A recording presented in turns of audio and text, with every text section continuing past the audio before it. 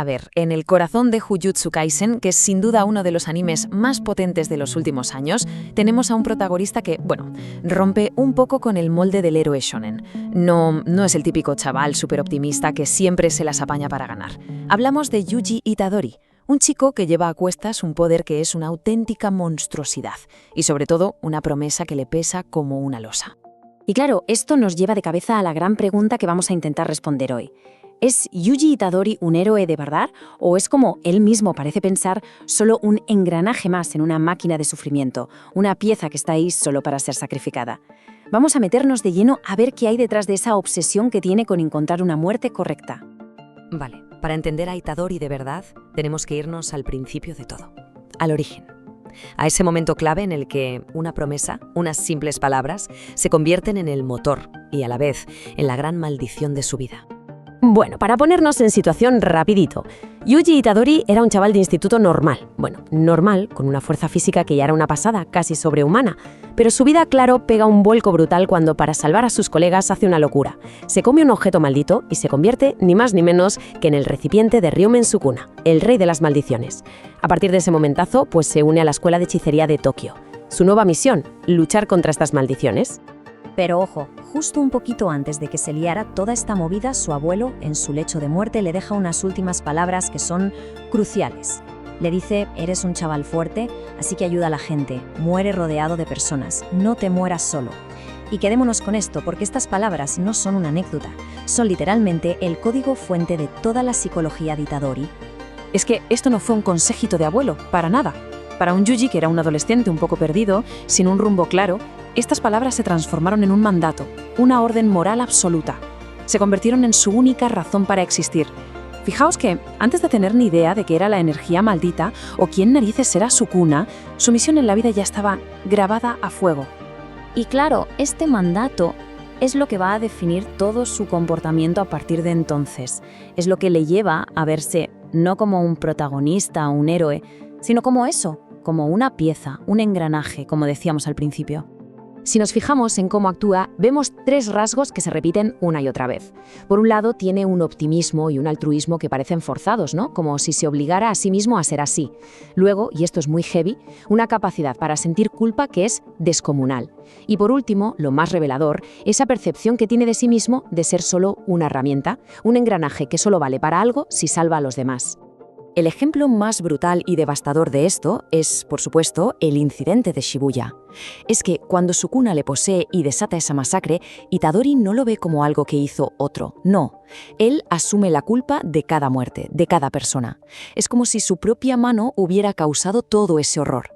La culpa que siente es tan inmensa que casi lo destruye por dentro. Vale, y ahora es cuando la cosa se pone interesante de verdad. Vamos a sacar la lupa de la psicología para entender de dónde viene toda esta espiral de culpa y autosacrificio. Hay tres conceptos que nos van a ayudar a entenderlo todo.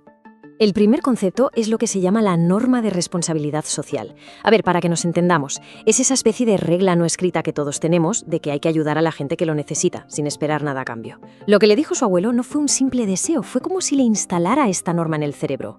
Es su directriz número 1, su sistema operativo. El segundo es un poco más denso. Se llama autoconsciencia onerosa. Pensemos un momento en la tortura que tiene que ser que tus acciones vayan totalmente en contra de lo que crees, de tus valores más básicos. Ese dolor mental, esa conciencia de ser una contradicción andante, eso es lo que le pasa a Itadori. Es un estado tan horrible que, según los psicólogos, la gente que lo sufre solo quiere escapar de sí misma. Y por último, algo que seguro nos suena más, el trastorno de estrés postraumático. Después de un trauma tan bestia como el de Shibuya, el cerebro hace una asociación. Asocia el horror con cualquier cosa que lo recuerde. Y para Itadori, ¿qué es ese recordatorio constante? Su propio cuerpo, su existencia. Se convierte en un detonante andante del horror que lleva dentro. Y esto, claro, alimenta esa culpa salvaje que siente. Aquí lo vemos clarísimo. Esto es un cortocircuito mental del libro, la famosa disonancia cognitiva. Por un lado tiene su creencia más profunda, el mandato de su abuelo. Mi misión es salvar a la gente. Pero por otro está la puñetera realidad. Mi existencia, el hecho de llevar a Sukuna dentro, mata a gente. Es una contradicción brutal que lo está destrozando por dentro, segundo a segundo. Entonces, la pregunta es, ¿qué pasa cuando una mente se somete a esta presión tan bestial? Pues solo hay dos caminos. O te adaptas o te rompes en 1000 pedazos. Podemos verlo como una especie de reacción en cadena, paso a paso. 1. El mandato de su abuelo le mete en la cabeza esa norma de responsabilidad social. 2. Llevar a Sukuna dentro va y viola esa norma de la forma más horrible posible. 3. Ese choque brutal crea esa autoconciencia onerosa, ese dolor mental continuo. Y 4. La consecuencia, la adaptación. Esa mentalidad de ser un engranaje y esa culpa extrema no son realmente él. Son sus mecanismos de defensa para no volverse completamente loco.